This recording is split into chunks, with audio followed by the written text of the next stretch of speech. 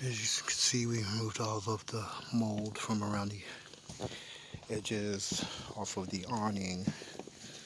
This was actually green before, so is this.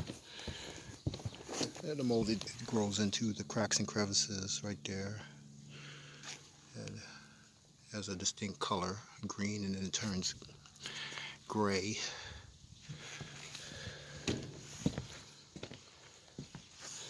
Nice and clean. Took about 2 hours with 2 people to wash this roof. This was covered with mold also too.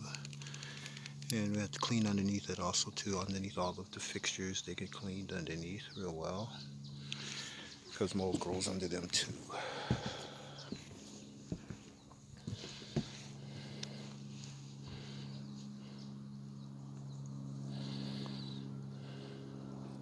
And I had to use a lot of special tools to clean this roof in such a short time. Plus, we've been doing this we're getting better and better, and the experience is paying off for sure.